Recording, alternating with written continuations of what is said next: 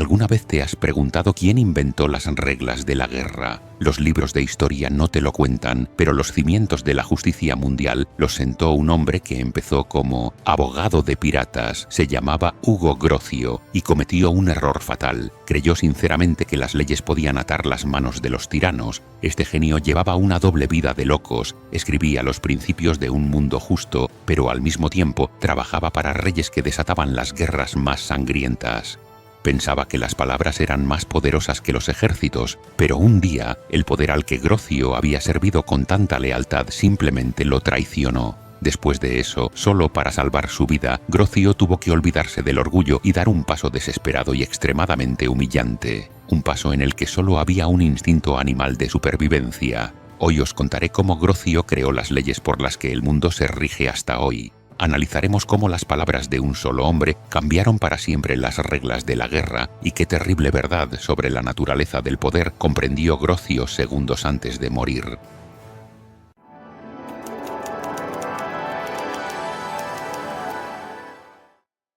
Pero retrocedamos, porque para entender por qué Grocio creyó que las palabras podían cambiar el mundo, hay que entender dónde nació y cuándo. Delft, 10 de abril de 1583. Las Provincias Unidas de los Países Bajos tienen apenas 2 años de vida formal. Son 7 provincias pequeñas, mojadas, comerciantes que han declarado su independencia de la monarquía más poderosa de la tierra, España. Felipe II controla un imperio que va desde Manila hasta Lima, con los tercios más temidos de Europa y el oro de América financiando sus guerras. Frente a él, un puñado de comerciantes calvinistas y marineros que no tienen ejército regular, no tienen rey, no tienen constitución y no tienen ninguna razón lógica para sobrevivir.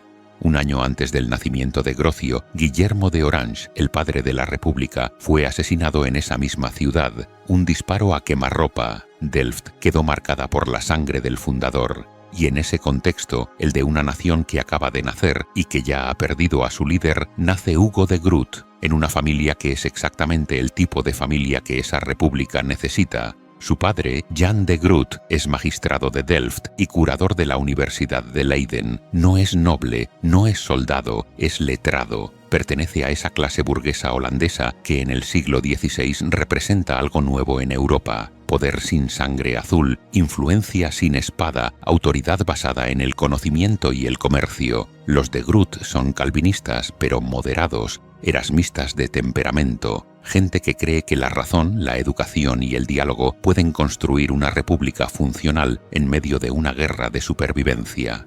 Hugo absorbe ese credo como quien absorbe el idioma materno. No elige creer en el poder de las palabras. Crece rodeado de gente que ha apostado su vida a esa creencia. La República Holandesa es en sí misma un experimento basado en la idea de que el comercio, la ley y la negociación pueden sustituir a la monarquía absoluta y la fuerza bruta. Si esa idea es verdadera, Holanda sobrevivirá. Si es falsa, España la aplastará.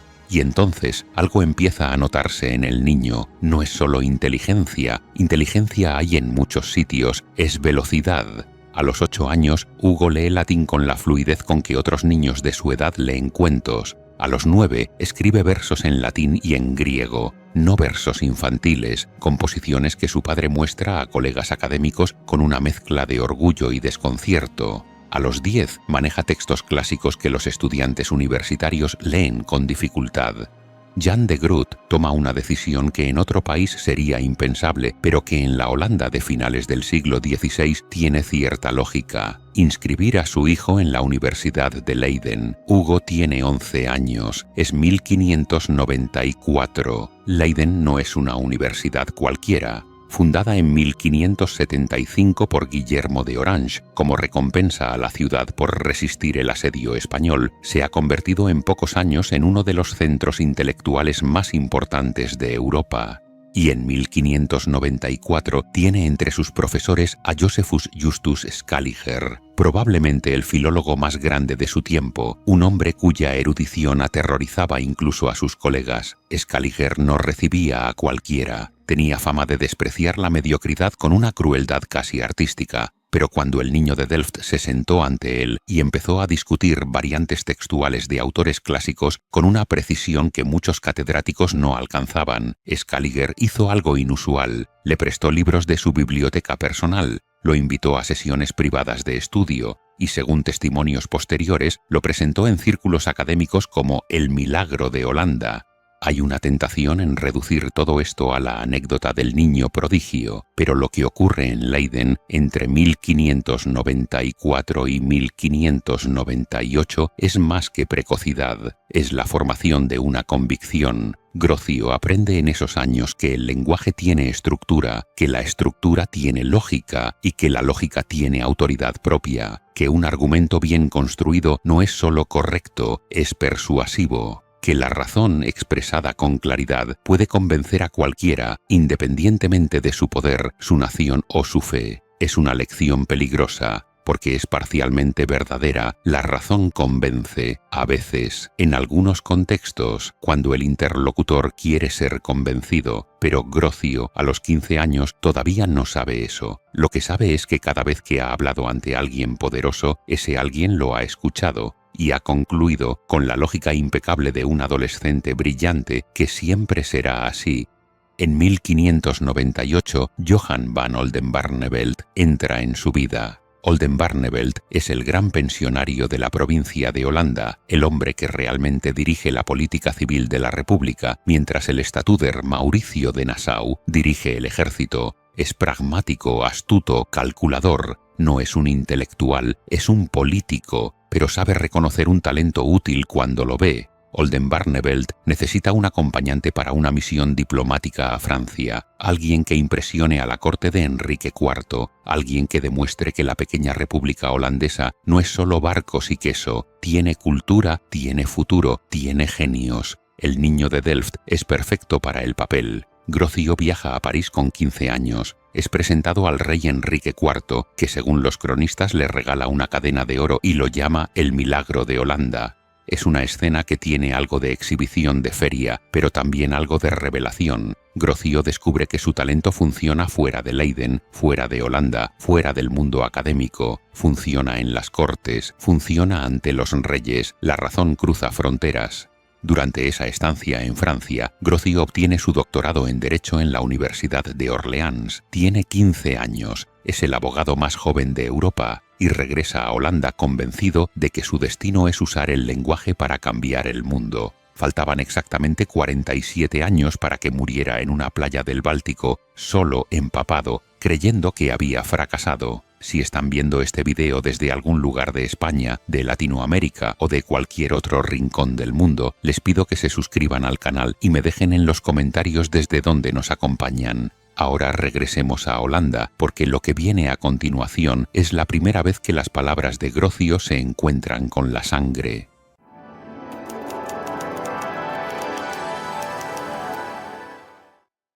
Febrero de 1603. En el estrecho de Malaca, a miles de kilómetros de La Haya, un barco holandés captura un galeón portugués llamado Santa Catarina. La carga vale más de 3 millones de florines. Es una fortuna que podría financiar una flota entera. El problema es que Holanda y Portugal no están formalmente en guerra. Portugal forma parte de la corona española y la relación entre los holandeses y las posesiones ibéricas en Asia es ambigua. Compiten por las rutas comerciales, pero no hay declaración de hostilidades. Técnicamente, lo que ha ocurrido en Malaca es piratería.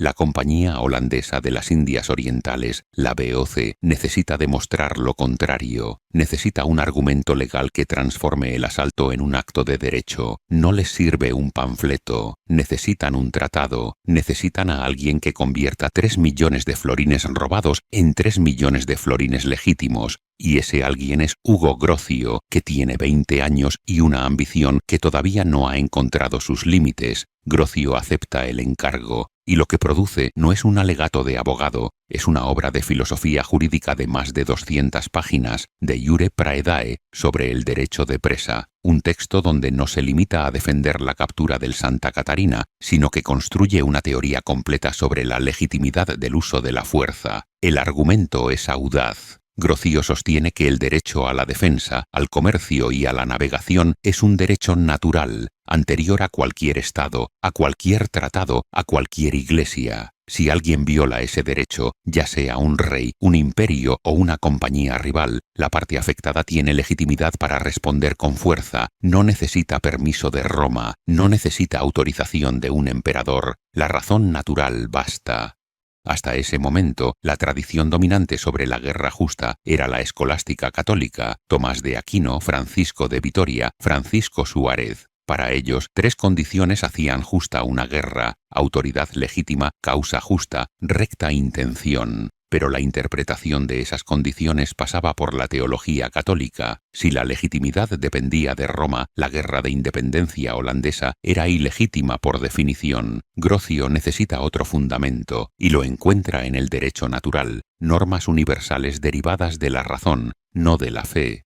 Es un movimiento intelectual brillante y profundamente interesado, porque el destinatario real del argumento no es la humanidad, es la VOC. Grocio no está defendiendo un principio abstracto de justicia, está defendiendo los beneficios de una compañía comercial que ha asaltado un barco extranjero en aguas que no controla. Aquí aparece por primera vez el paradoja que definirá toda la vida de Grocio. El hombre que cree en la universalidad del derecho empieza su carrera usando el derecho como arma particular. El filósofo de la paz nace como abogado de la piratería. Las palabras que pretenden ser universales sirven en la práctica a quien paga por ellas. De Jure Praedae no se publica completo. Grocio retiene el manuscrito, quizá porque entiende que revelar la totalidad del argumento expondría demasiado la motivación comercial detrás de la filosofía. Solo un capítulo ve la luz, en 1609. El 12º, publicado como tratado independiente bajo el título Mare Liberum.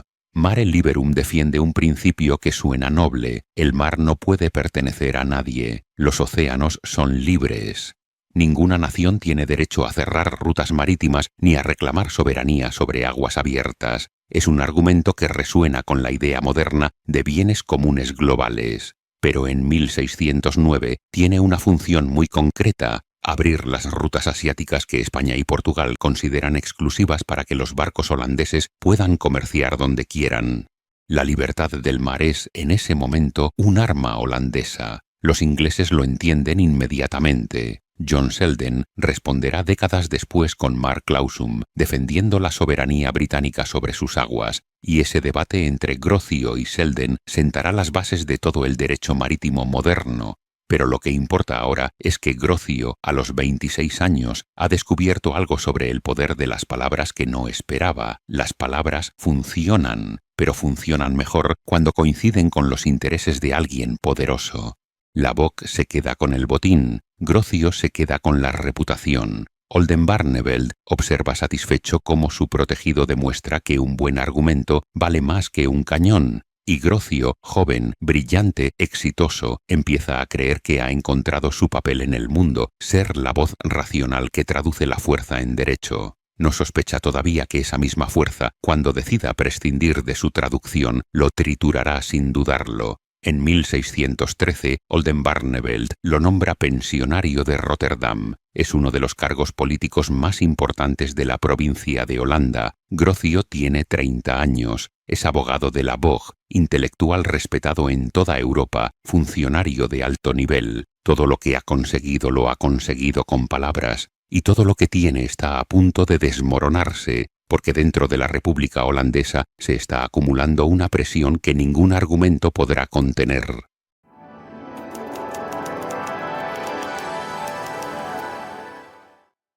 La República Holandesa no tiene constitución, no tiene rey, no tiene tribunal supremo que resuelva los conflictos entre sus instituciones. Lo que tiene es un equilibrio frágil entre dos poderes: el gran pensionario, que dirige la política civil, y el statuder, que manda el ejército. Mientras hay guerra exterior, ese equilibrio funciona. El político negocia, el militar pelea, y ambos se necesitan mutuamente. Pero en 1609, Oldenbarnevelt firma la tregua de los 12 años con España. La guerra se detiene, y sin guerra el equilibrio se rompe.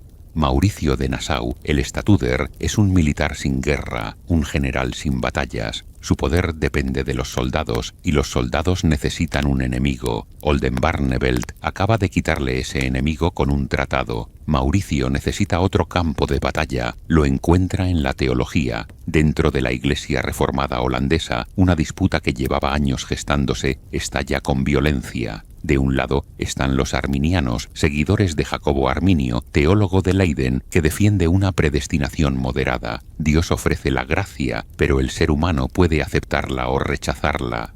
Del otro lado, los gomaristas, seguidores de Francisco Gomar, que sostienen la predestinación estricta. Dios decide quién se salva y quién se condena, y la voluntad humana es irrelevante. Es una discusión teológica, pero en la Holanda de 1610 nada es solo teología. Los arminianos son urbanos, burgueses, comerciantes, magistrados, gente del entorno de Oldenbarnevelt. Los gomaristas tienen su base en las clases populares, el clero más estricto y crucialmente en el ejército, gente del entorno de Mauricio. Grocio es arminiano, no solo por herencia familiar o conveniencia política, lo es por convicción intelectual. Para él, la idea de que Dios condena a seres humanos antes de que nazcan es incompatible con la justicia y con la razón. Y más importante aún, cree que el Estado tiene autoridad sobre la Iglesia en cuestiones de orden público, que un gobierno civil no puede permitir que una pelea entre teólogos destruya la convivencia de la República, que la tolerancia religiosa es una necesidad política, lo dice, lo escribe. En 1613 publica Ordinum Pietas, una defensa del derecho del Estado a regular los asuntos eclesiásticos. Es un texto jurídico impecable y es un acto de suicidio político, porque lo que Grocio no entiende o no quiere entender es que esta disputa no se va a resolver con argumentos, se va a resolver con soldados. Los predicadores gomaristas recorren las ciudades, denuncian a los arminianos como herejes, como traidores, como agentes secretos del Papa. En las iglesias los sermones se convierten en arengas políticas, en las calles hay disturbios, ciudades divididas por la cuestión teológica que en realidad es una cuestión de poder. ¿Quién manda en la República, los magistrados civiles o el ejército? Oldenbarnevelt, viejo ya, 70 años, comete el error decisivo. En agosto de 1617, los estados de Holanda aprueban bajo su influencia la Scherpe Resolutie, la resolución afilada, un decreto que autoriza a las ciudades a reclutar tropas propias, las Waardgelders, para mantener el orden sin depender del ejército del Statuder. Grocio participa en la redacción de esa resolución, no como observador, como uno de sus arquitectos jurídicos. Cree que el derecho lo respalda, que la soberanía provincial permite esa medida, que el argumento legal es sólido. Y tiene razón, el argumento es sólido, pero Mauricio tiene soldados, y los soldados no leen argumentos. En julio de 1618, Mauricio actúa, disuelve las Waardgelders, depura los ayuntamientos arminianos y el 29 de agosto, en La Haya, arresta a Oldenbarnevelt, a Grocio y a Rombout Hogerbets. Grocio es encerrado sin juicio inmediato. Durante meses permanece en una celda, mientras un tribunal ad hoc, formado por jueces seleccionados por Mauricio, prepara el proceso. Grocio protesta, cuestiona la jurisdicción del tribunal. Argumenta que los estados generales no tienen autoridad sobre un pensionario provincial, usa el derecho contra el poder, escribe alegatos, presenta objeciones formales, hace exactamente lo que sabe hacer, hablar. El 13 de mayo de 1619, Johan van Oldenbarnevelt es decapitado en el Binnenhof de La Haya. Tiene 71 años, ha servido a la República durante más de 3 décadas. La multitud observa en silencio, algunos lloran, la mayoría no hace nada. Ese mismo mes, Grocio es condenado a cadena perpetua y confiscación de bienes. Destino, el castillo de Lovestein. Y aquí quiero detenerme en algo. Grocio tiene 36 años. Acaba de presenciar cómo decapitan al hombre que lo protegió durante 20 años.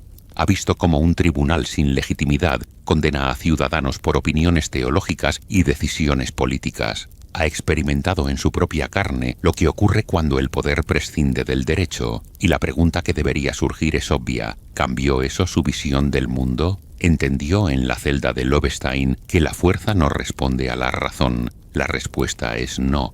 O al menos no de la manera que cabría esperar. porque lo que Grocio hace en Lovestein no es renunciar a sus ideas, es radicalizarlas.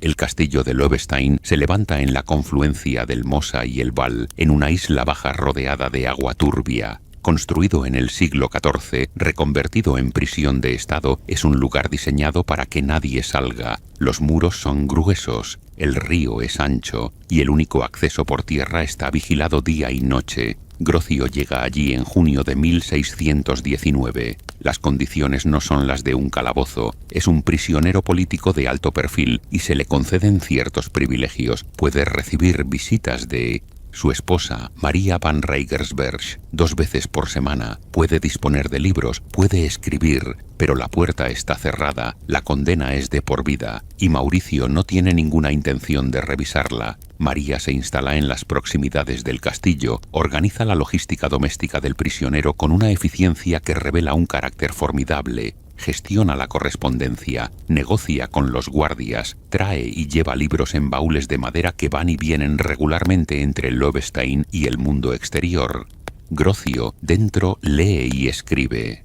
Compulsivamente, como si las paredes de la celda fueran el marco de una nueva libertad interior. Empieza a trabajar en textos teológicos, en comentarios bíblicos, en reflexiones sobre la relación entre el Estado y la Iglesia que lo llevaron a prisión, pero sobre todo empieza a gestar algo más ambicioso, una idea que lleva años acumulando y que ahora, en la cárcel, adquiere una urgencia nueva. Si el derecho no pudo protegerlo a él, un ciudadano de una república que se precia de respetar las leyes, ¿qué protección tienen los pueblos en la guerra? Si un gobierno puede arrestar, juzgar y condenar a sus propios magistrados sin respetar las normas que él mismo creó, que impide que un ejército arrase una ciudad entera sin rendir cuentas, si la fuerza puede ignorar el derecho dentro de un estado, ¿cuánto más puede ignorarlo entre estados? La lógica es aplastante, y la respuesta de Grocio no es la resignación, es la escalada. Si el derecho nacional ha fallado, piensa, habrá que construir un derecho que esté por encima de las naciones, un derecho que no dependa de ningún gobierno particular, de ninguna iglesia, de ningún poder temporal, un derecho natural, universal, derivado de la razón humana, que obligue a todos los seres humanos en todas las circunstancias, especialmente incluida, la guerra. Es en Lovestein donde de iure belli ac pacis empieza a tomar forma, no como manuscrito todavía, como arquitectura mental. Grocio lee a los clásicos romanos, a los padres de la Iglesia, a los escolásticos españoles, a los juristas humanistas, cruza referencias, construye categorías, piensa en un sistema que pueda funcionar sin un juez supremo, sin un tribunal de naciones, sin un poder supranacional que lo imponga, un derecho que se sostenga por su propia lógica interna. Es, en cierto sentido, una locura. Un prisionero encerrado por la fuerza que diseña un sistema de reglas universales mientras el mundo exterior demuestra cada día que las reglas no funcionan. Pero es exactamente el tipo de locura que define a Grocio, la convicción de que si la realidad no se ajusta a la razón, el problema está en la realidad, no en la razón. 687 días estuvo Grocio en Lovestein, 687 días de libros, escritura, visitas de María, silencio y frío, hasta que María decidió que ya era suficiente. El plan era simple, los baúles de libros llevaban meses entrando y saliendo sin que los guardias prestaran más que una atención rutinaria. Al principio los abrían, revisaban el contenido, lo palpaban, pero la costumbre, esa aliada involuntaria de todo fugitivo, fue erosionando la vigilancia. A mediados de 1621, los guardias ya apenas miraban. María midió el baúl, midió a su marido, calculó que cabía si se doblaba. Ensayaron 1 vez, 2. La criada Else van Houwening fue instruida. Debía acompañar el baúl, responder si le preguntaban, mantener la calma. La mañana del 14 de marzo, Grocio se metió dentro. María cerró la tapa. Los clavos fueron colocados de manera que parecieran sellados, pero pudieran retirarse desde dentro si era necesario. Pequeños agujeros en la madera permitían la respiración. El peso era similar al de un baúl lleno de libros. María le dijo a los guardias que su marido estaba indispuesto y no recibiría visitas ese día. El baúl salió del castillo, cruzó la puerta. El guardia habló con Else. Libros arminianos, dijo ella. El guardia se rió, dejó pasar la caja. Grocio llegó a Gorinchem, salió del baúl, se disfrazó de albañil con ropas de trabajo que María había preparado, cruzó el río, llegó a Amberes, que estaba bajo control español, lo cual era paradójico. El hombre perseguido por el gobierno holandés encontraba refugio temporal en territorio del enemigo de Holanda. Desde Amberes viajó a Francia, llegó a París en abril de 1621, estaba libre, pero no tenía nada, ni cargo ni ingresos, ni estatus diplomático ni país. Lo que tenía era una idea.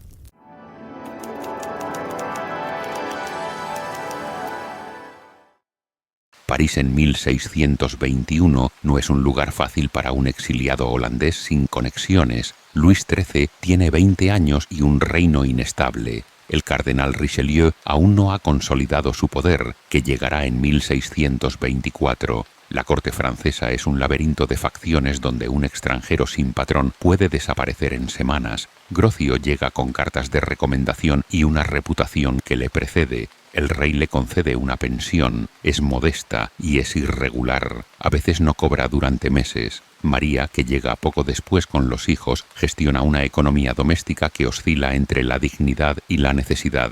Las cartas de Grocio durante este periodo, conservadas en su vasta correspondencia, contienen peticiones de dinero, solicitudes de favores, quejas sobre pagos retrasados. El tono oscila entre la corrección formal y una urgencia que el autor intenta disimular sin conseguirlo. Pero Grocio no ha venido a París a sobrevivir, ha venido a escribir. Durante 4 años, entre 1621 y 1625, trabaja en De Jure Belli ac Pacis. No es un trabajo nuevo, lleva pensando en este libro desde De Jure Praedae 20 años atrás, pero ahora todo ha cambiado. No escribe para una compañía comercial, no escribe para impresionar a un patrón, escribe porque necesita demostrar algo, a sí mismo, al mundo, a los mismos hombres que lo encerraron y que decapitaron a su mentor. Necesita demostrar que la razón puede gobernar la violencia, que existe un derecho universal que no depende del capricho de ningún príncipe, que las palabras, su única arma, tienen una fuerza que sobrevive a la espada. Mientras tanto, Europa arde. La Guerra de los 30 años, iniciada en 1618, se ha expandido de Bohemia a todo el Sacro Imperio. Los ejércitos mercenarios arrasan regiones enteras. Las ciudades cambian de mano como fichas en un tablero. Católicos contra protestantes, Habsburgo contra Borbones, España contra Francia, Suecia contra el Imperio. Cada mes llegan a París noticias de nuevas batallas, nuevos saqueos, nuevas masacres. Y cada noticia confirma la urgencia del proyecto de Grocio y también su aparente inutilidad, porque hay algo que Grocio sabe y que no puede resolver. Está escribiendo reglas para un juego donde los jugadores no quieren reglas. Está proponiendo límites a hombres que han descubierto que sin límites obtienen más poder, más territorio, más riqueza. La guerra en el siglo XVII no es un fallo del sistema, es el sistema. Y sin embargo, escribe cada día, con una disciplina que sus contemporáneos admiran y que a veces interpretan como obsesión. Lee a Cicerón, a Séneca, a Tito Livio, a los juristas romanos, a los padres de la Iglesia, a Tomás de Aquino, a Vitoria, a Suárez, a Bodino, a Gentili. Cruza cientos de fuentes, construye un edificio intelectual que intenta abarcar todo, las causas legítimas de la guerra, las reglas durante la guerra, las obligaciones después de la guerra, los derechos de los prisioneros, la protección de los civiles, los límites del saqueo, el tratamiento de los embajadores, la inviolabilidad de ciertos lugares, la prohibición del veneno. De Jure Belli ac Pacis se publica en París en 1625. 3 libros, más de 800 páginas, dedicado a Luis XIII, un gesto diplomático que Grocio necesita para mantener su frágil protección francesa. El argumento central es una apuesta filosófica radical. Existe un derecho natural que es independiente de la voluntad de Dios, no porque Dios no exista, sino porque las normas de convivencia entre seres humanos se derivan de su naturaleza racional y social, y serían válidas incluso en un mundo sin creador. La frase más célebre del libro aparece en los prolegómenos y cuando se pronunció por primera vez en los círculos intelectuales de Europa, provocó un silencio que tardó años en romperse. El derecho natural existiría, escribe Grocio, incluso si concediéramos, lo cual no puede hacerse sin gran impiedad, que Dios no existe.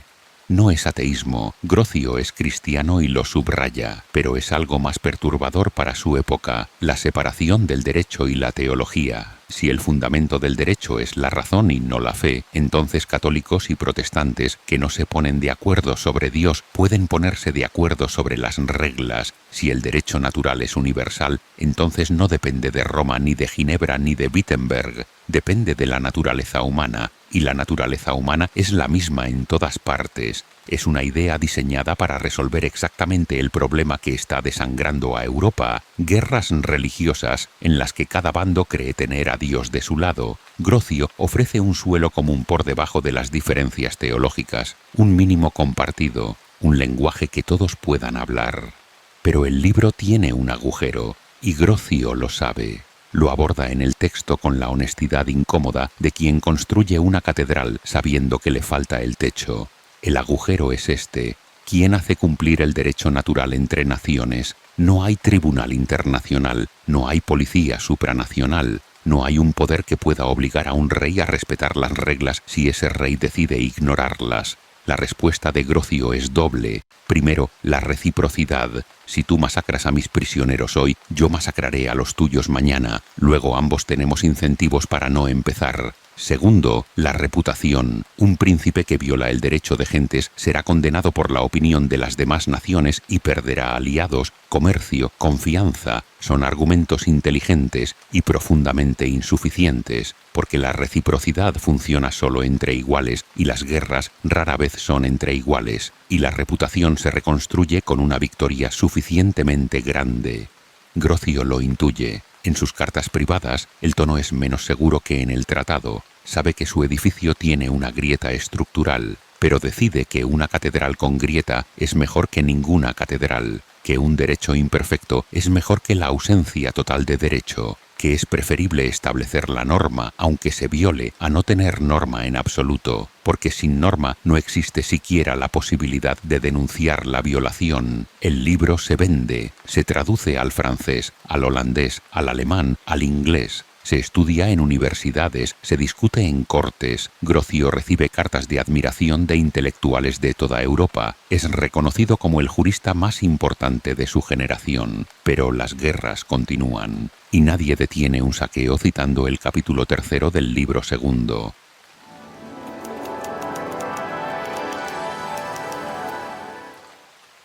Hay algo que las biografías de Grocio suelen pasar por alto, y es la textura cotidiana de su exilio, porque el exilio, incluso el exilio de un hombre famoso, tiene una consistencia que no es heroica, es gris, es larga, está hecha de esperas, de cartas sin respuesta, de humillaciones pequeñas que se acumulan hasta formar un peso que ningún tratado puede levantar. Entre 1625 y 1631, Grocio vive en París como un fantasma ilustre. Todo el mundo lo conoce, nadie lo necesita, su pensión del rey llega tarde o no llega.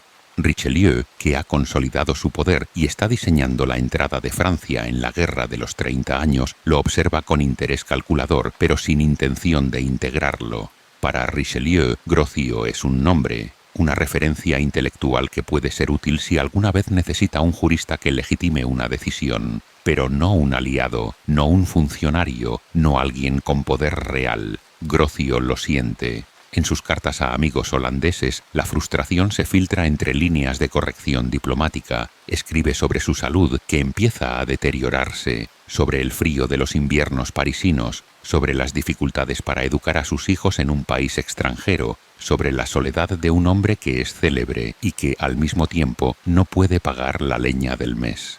María sostiene el hogar, administra, negocia, mantiene las relaciones sociales que Grocio, encerrado en su escritorio, descuida. Sin María, la familia se habría hundido. No es una opinión, es un hecho que se deduce de la correspondencia. Cada vez que Grocio menciona un problema práctico resuelto, María está detrás.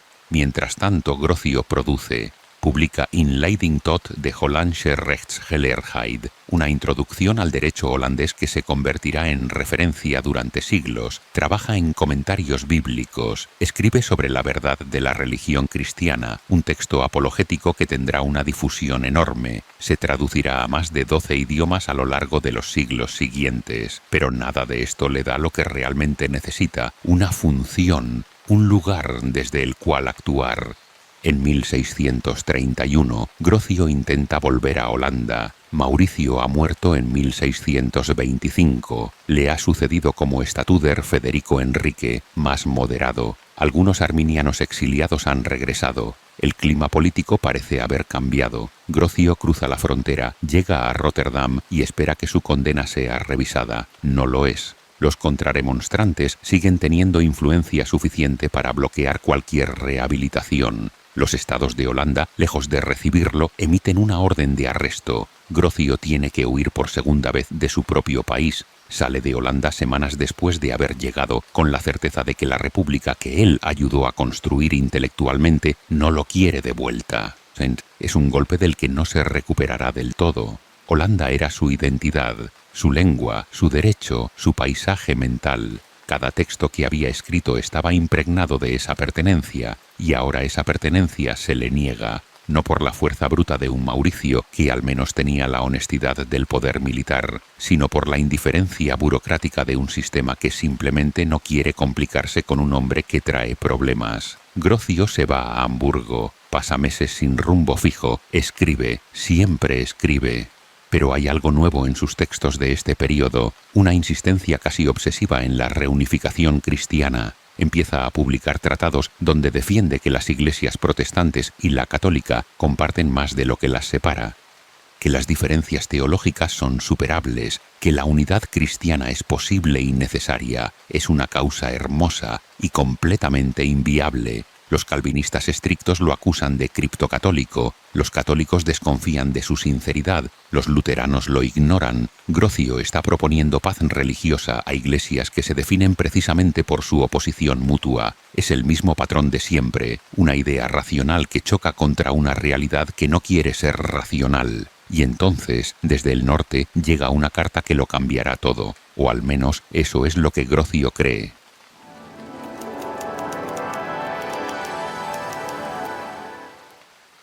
Axel Oxenstierna, canciller de Suecia, es posiblemente el político más frío de Europa en 1634. Ha gobernado de facto el reino desde la muerte de Gustavo Adolfo en la batalla de Lützen 2 años antes, manteniendo a Suecia en la Guerra de los 30 años con una combinación de diplomacia implacable y cálculo financiero. Necesita un embajador en París, no cualquier embajador. Necesita un nombre que los franceses respeten, un intelectual que dé prestigio a la representación sueca y preferiblemente alguien que no tenga alternativas y que, por lo tanto, sea manejable.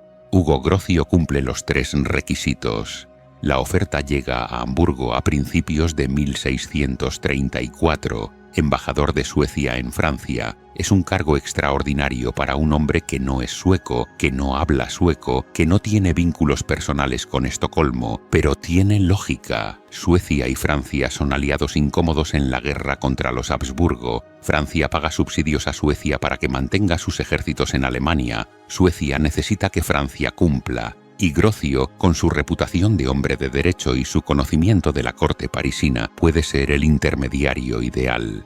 Grocio acepta, no por dinero, aunque la posición ofrece más estabilidad económica que cualquier cosa que haya tenido en una década. Acepta porque por primera vez en su vida tiene la oportunidad de hacer lo que siempre quiso, influir en la política real desde una posición oficial. Ya no será el escritor que propone reglas, será el diplomático que intenta aplicarlas. Llega a París como embajador sueco en 1635. Francia acaba de declarar la guerra abierta a España. Richelieu ha decidido que la destrucción del poder Habsburgo justifica una alianza militar directa con potencias protestantes.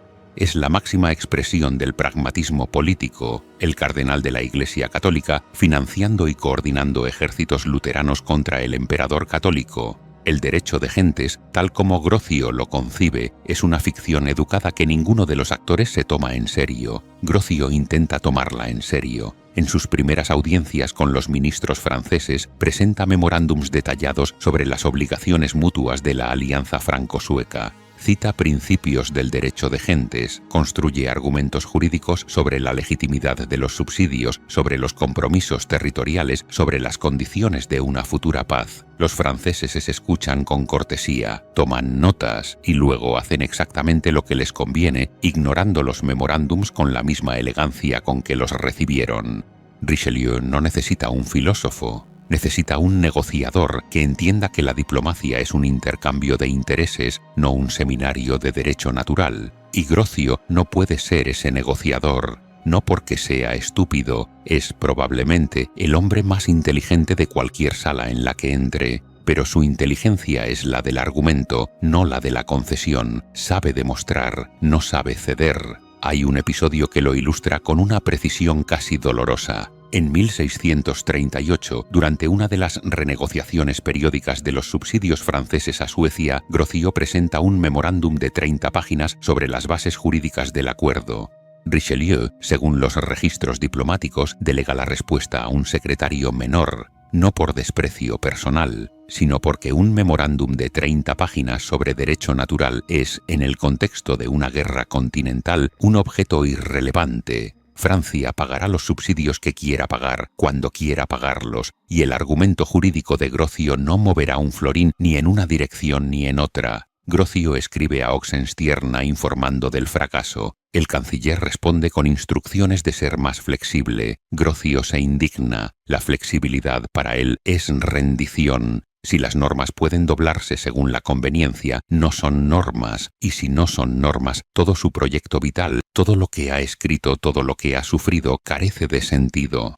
Es aquí donde la trampa de Grocio se cierra completamente. Como embajador de Suecia, su trabajo es defender los intereses suecos. Esos intereses incluyen la continuación de la guerra. Suecia pelea en Alemania para expandir su territorio y asegurar su control del Báltico. Cada subsidio que Grocio negocia con Francia financia batallas, saqueos, destrucción. El filósofo que escribió que la guerra debe tener límites trabaja para una potencia que empuja la guerra más allá de cualquier límite. No lo dice así, nunca lo formula de esa manera, pero en sus cartas privadas, especialmente a partir de 1638, el tono cambia, hay cansancio, hay amargura. Hay frases que revelan a un hombre que empieza a ver el abismo entre lo que cree y lo que hace.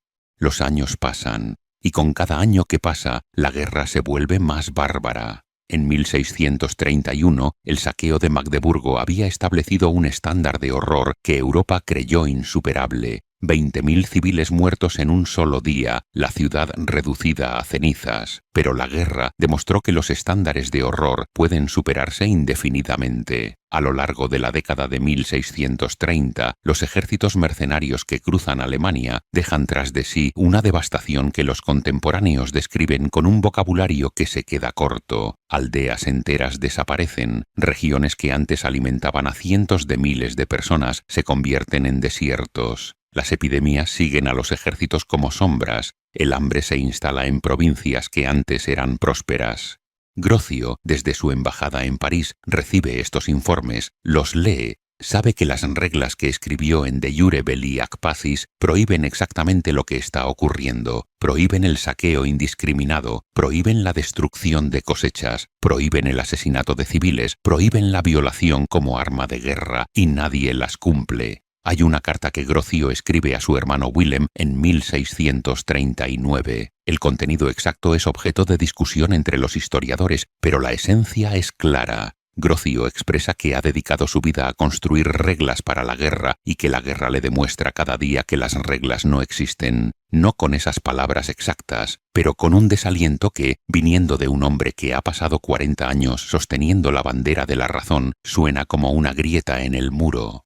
Y sin embargo, no se rinde, no abandona, no dice, tenía razón Thomas Hobbes, el mundo es una guerra de todos contra todos y la fuerza es la única ley. Sigue creyendo, sigue escribiendo, sigue insistiendo. Hay algo admirable en esa terquedad. Y algo trágico, porque la insistencia de Grocio no cambia nada a corto plazo. La guerra sigue, las masacres siguen. Los mismos príncipes que tienen de iure belli ac pacis en sus bibliotecas firman órdenes de exterminio sin pestañear. Pero esa insistencia, esa negativa a aceptar que la fuerza sea la última palabra, es exactamente lo que convertirá a Grocio en algo más que un jurista olvidado. Es lo que lo convertirá en el fundador de algo. Todavía no lo sabe y no lo sabrá nunca.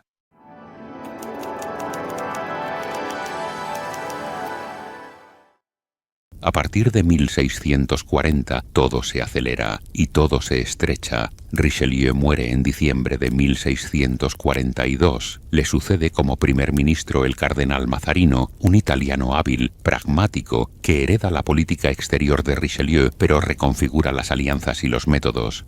Para Mazarino, Grocio es un residuo del periodo anterior. Un embajador que no negocia, que no cede, que envía memorándums que nadie lee y que ocupa un espacio diplomático que podría ocupar alguien más útil. Al mismo tiempo, la relación con Estocolmo se enfría. Oxenstierna, que era el verdadero vínculo de Grocio con Suecia, ha perdido influencia. La reina Cristina, que asume el poder pleno a los 18 años en 1644, es una mujer brillante, caprichosa y profundamente independiente. Admira a Grocio como pensador, no lo necesita como diplomático y los informes que recibe de París son inequívocos. Grocio no consigue resultados, la situación económica se deteriora, los subsidios franceses a Suecia siguen siendo irregulares, Grocio no puede resolverlo, su salud empeora, fiebre recurrente, dolores articulares, un agotamiento que ya no es solo físico. En sus cartas de estos años, Grocio habla cada vez más del pasado, de Holanda, de Delft, de los canales y las iglesias de una tierra que no ha vuelto a pisar desde 1631. La nostalgia que siempre estuvo presente se convierte en estos años en algo más denso, más parecido al duelo.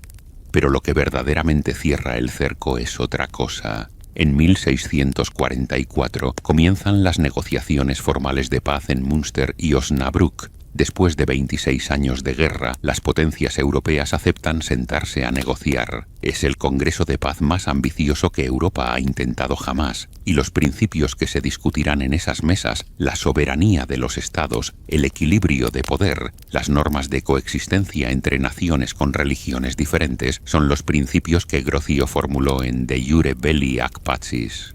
Grocio no es invitado, no como representante de Suecia, cuya delegación será liderada por otros diplomáticos, no como observador, no como asesor jurídico, no como nada. El hombre que diseñó el marco teórico de la paz que Europa está a punto de construir no participa en su construcción. Su libro estará sobre las mesas de Münster y Osnabrück. Su nombre será citado en los debates. Sus ideas estructurarán las negociaciones, pero él estará a cientos de kilómetros en una embajada parisina que ya no tiene razón de ser, leyendo los informes de un proceso del que ha sido excluido. Me pregunto si Grocio midió alguna vez la ironía de su situación. El jurista que quiso regular la guerra no puede regular ni siquiera su propia posición en el mundo. Ha escrito las reglas del juego, pero no lo dejan jugar.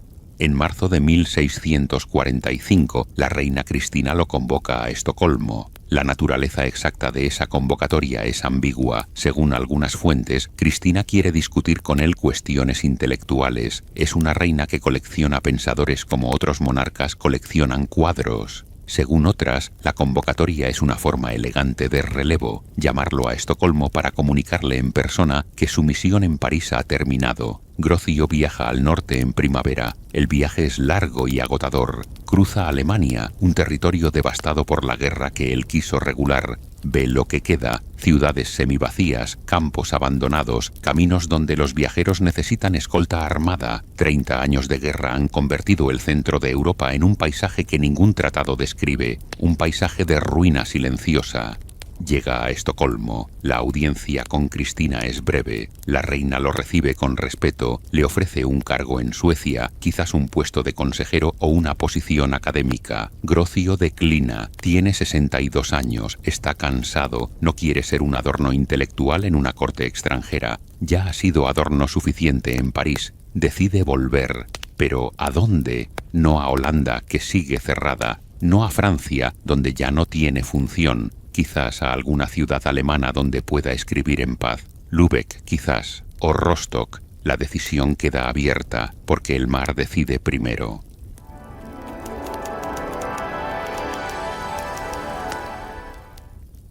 Grocio embarca en Estocolmo el 20 de agosto de 1645. El barco es pequeño, un navío costero que debe llevarlo hasta las costas de Pomerania. El Báltico en agosto no es un mar tranquilo, pero tampoco es la estación de las grandes tormentas. Lo que hay es un frío húmedo que penetra hasta los huesos y un viento que cambia de dirección sin previo aviso. Grocio está enfermo antes de subir al barco. Las semanas en Estocolmo lo han debilitado. El clima nórdico, que su cuerpo holandés nunca toleró bien, ha empeorado la fiebre que arrastra desde hace meses, pero insiste en partir. No quiere quedarse en Suecia, no quiere quedarse en ningún sitio que no sea un escritorio con libros, una pluma y silencio. La tormenta no es catastrófica, no es una de esas tempestades que los marinos del Báltico recuerdan durante generaciones. Es una tormenta ordinaria, pero para un barco pequeño con un pasajero enfermo, una tormenta ordinaria basta. El navío pierde el rumbo, es arrastrado hacia la costa, encalla cerca de Rostock, en las costas de Mecklemburgo. Grocio llega a tierra, vivo, pero apenas, empapado, tembloroso, con una fiebre que el agua helada del Báltico ha convertido en algo más grave. Lo trasladan a Rostock, a una posada. Un médico lo atiende. Le sangran, que es lo que la medicina de la época hace con casi todo. No mejora. Durante 2 días, Grocio permanece en esa posada. Las fuentes sobre sus últimas horas son escasas y contradictorias. Según un relato posterior, un pastor luterano lo visita y Grocio intercambia con él algunas palabras sobre la fe y la salvación. Según otra versión, permanece en silencio, delirando por la fiebre. Lo que se ha transmitido como sus últimas palabras, aunque su autenticidad sea discutida, tiene la fuerza de la verosimilitud, algo parecido a «he intentado muchas cosas, no he logrado nada». En latín, según algunas fuentes, multa tentavi nihil perfeci. El 28 de agosto de 1645, Hugo Grocio muere en Rostock. Tiene 62 años, está lejos de todo, de Holanda, que nunca le permitió volver, de Francia, donde fue un fantasma ilustre, de Suecia, que lo usó y lo descartó, de Münster y Osnabrück, donde se está negociando el mundo que él imaginó sin que nadie lo haya invitado a participar. Muere un hombre que creyó toda su vida que las palabras podían contener la violencia, que el derecho podía limitar la fuerza, que un argumento bien construido era más duradero que un ejército, y muere en una posada de una ciudad portuaria sin que ninguna de esas palabras haya detenido una sola bala, salvado una sola ciudad o impedido un solo saqueo. Multa tentavi nihil perfeci. Pero la historia no termina cuando el hombre muere. A veces empieza.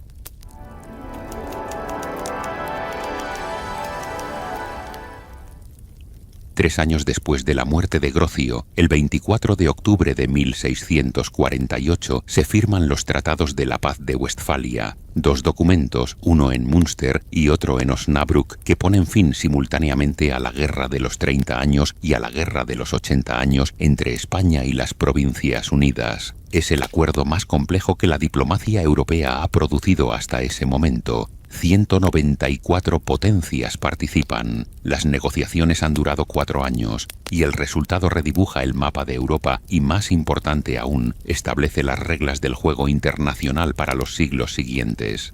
Westfalia consagra la soberanía del Estado como principio fundamental. Ninguna potencia tiene derecho a interferir en los asuntos internos de otra. La religión de cada territorio la decide su gobernante, no Roma ni el emperador. Las relaciones entre estados se rigen por tratados bilaterales negociados entre iguales, no por la autoridad de una jerarquía universal. Cada uno de estos principios está en de iure belli ag pacis. No porque los diplomáticos de Münster copiaran a Grocio, sino porque Grocio había dado forma intelectual a ideas que la realidad política estaba imponiendo por agotamiento. Westfalia no es un triunfo de la razón, es un triunfo del cansancio. Europa firma la paz no porque haya entendido que la guerra es irracional, sino porque ya no puede seguir peleando. 8 millones de muertos, regiones enteras despobladas, economías destruidas. Los ejércitos siguen siendo formidables, pero ya no hay con qué pagarlos. Y sin embargo, la paz necesita un lenguaje.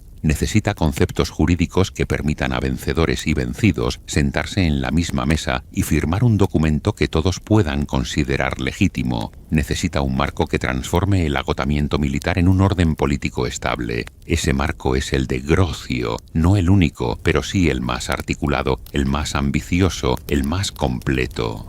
A lo largo de las décadas siguientes, De Jure Belli Ac Pacis se instala como texto de referencia en las universidades europeas. En Leiden, donde Grocio estudió de niño, en Oxford y Cambridge, en Salamanca, en Uppsala, los futuros diplomáticos lo estudian como se estudia un manual fundamental. Los juristas lo citan, los filósofos lo discuten. Samuel Pufendorf lo usa como base para su propio sistema de derecho natural, publicado en 1672. Leibniz lo comenta con admiración matizada. Christian Wolff lo reformula. Emer de Battel lo adapta al siglo XVIII. Rousseau lo menciona, aunque con reservas. Y Kant, que lo supera filosóficamente, parte de la misma pregunta que Grocio formuló primero. ¿Es posible un orden jurídico entre naciones? Pero el legado de Grocio no es solo académico, es práctico y se manifiesta con una lentitud que habría desesperado a su autor. En 1864, Henri Dunant, horrorizado por lo que vio en la batalla de Solferino, impulsa la primera Convención de Ginebra, que establece la protección de los heridos de guerra. Es una norma que Grocio había formulado 239 años antes. En 1907, las convenciones de La Haya regulan las leyes de la guerra terrestre, el tratamiento de prisioneros, la protección de civiles, los límites del bombardeo. Son normas que Grocio había propuesto en 1625. En 1945, la Carta de las Naciones Unidas establece que el uso de la fuerza entre Estados está prohibido salvo en defensa propia o con autorización del Consejo de Seguridad. Es un principio que Grocio habría reconocido como suyo. Y en 1998, en La Haya, la misma ciudad donde Oldenbarnevelt fue decapitado y Grocio condenado, se establece la Corte Penal Internacional, el primer tribunal permanente con jurisdicción para juzgar crímenes de guerra, crímenes contra la humanidad y genocidio. Es, en cierto sentido, la respuesta al agujero que Grocio dejó abierto en De Jure Belli Ac Pacis. ¿Quién hace cumplir el derecho cuando no hay juez? Ahora, 373 años después, hay juez. Imperfecto, limitado, ignorado por varias potencias, pero existe. ¿Funcionó el proyecto de Grocio? La respuesta depende de lo que signifique funcionar. Si funcionar significa que la guerra desapareció, no. Si funcionar significa que las atrocidades cesaron, no. El siglo XX, que debería haber sido el siglo de la civilización del conflicto, produjo Verdún, Auschwitz, Hiroshima, el Gulag, Camboya, Ruanda, Srebrenica. Cada uno de esos nombres es un argumento contra Grocio, una prueba de que las palabras no detienen la violencia, de que los tratados se firman y se rompen, de que el derecho internacional, sin la fuerza para respaldarlo, es un gesto elegante y vacío.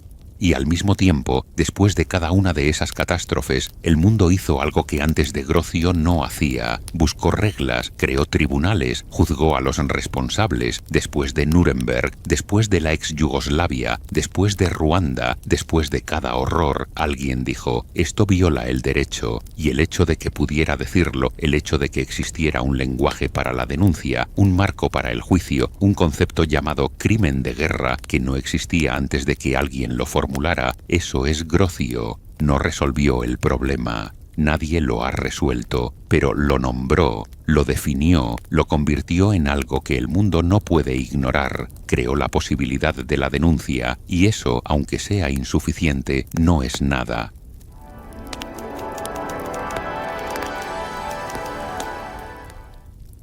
El cuerpo de Hugo Grocio fue trasladado desde Rostock hasta Delft. Lo enterraron en la Nieuwe Kerk, la iglesia nueva, a pocos metros de la tumba de Guillermo de Orange, el fundador asesinado de la república que Grocio defendió, que Grocio sirvió y que Grocio perdió. No hay gran monumento, hay una placa, hay silencio. En el Museo Prinsenhof de Delft, a unos cientos de metros de la iglesia, se conserva el baúl. la caja de madera en la que Grocio escapó de Loevestein. Es un objeto pequeño, oscuro, con herrajes de hierro y marcas del tiempo. Los visitantes lo miran y a veces se asombran de lo estrecho que es. Se preguntan cómo un hombre adulto pudo caber ahí dentro. Algunos se ríen. Les parece una anécdota encantadora, el filósofo que escapó en un baúl de libros. Pero si uno se queda mirando esa caja un poco más, empieza a ver otra cosa, no la anécdota, sino la elección.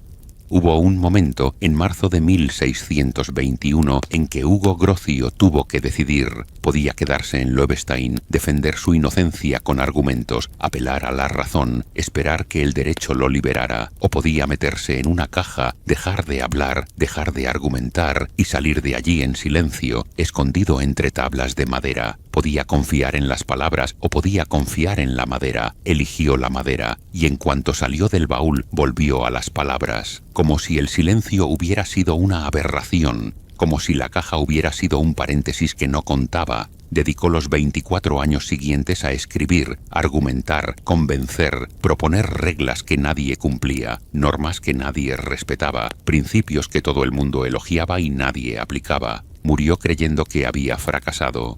Posiblemente tenía razón. En el sentido inmediato, directo, tangible, fracasó. No detuvo ninguna guerra, no salvó ninguna ciudad, no impidió ningún saqueo, no cambió ninguna decisión militar. Las palabras que escribió con tanto cuidado no pararon una sola espada. Pero hay otro sentido, más lento, más difícil de ver, que quizás Grocio no podía percibir desde la posada de Rostock donde agonizaba. Y es este. Antes de Grocio, la guerra era un derecho natural del soberano. Después de Grocio, la guerra es un acto que necesita justificación. Antes de Grocio, matar prisioneros era una decisión militar. Después de Grocio, es un crimen. Antes de Grocio, arrasar una ciudad era conquista. Después de Grocio, es barbarie. No porque la barbarie haya cesado, sino porque ahora tiene nombre, y lo que tiene nombre puede ser juzgado.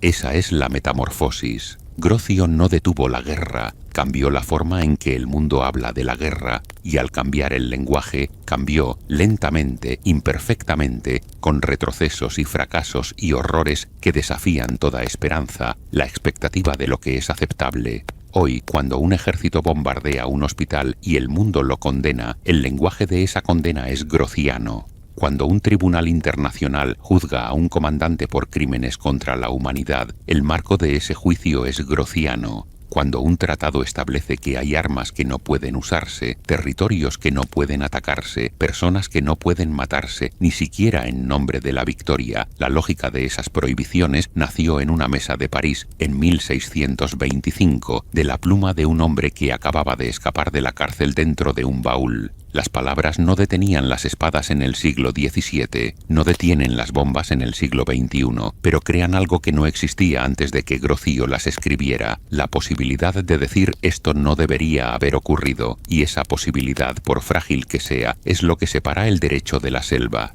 El baúl sigue en Delft, vacío, con las marcas de los clavos que María colocó aquella mañana de marzo, con los pequeños agujeros por los que Grocio respiraba mientras los guardias bromeaban afuera. Es una caja de madera que salvó a un hombre que creía que las palabras salvaban al mundo. No lo salvaron, pero dejaron algo escrito que el mundo, 4 siglos después, sigue sin poder ignorar. Multa tentavi, nihil perfeci. Intenté muchas cosas, no logré nada, quizás. Pero el mundo que vino después lleva su marca, y el baúl, vacío en un museo de Delft, sigue recordando que hubo un momento en que un hombre tuvo que elegir entre el silencio y la palabra, y que, al final, eligió ambos.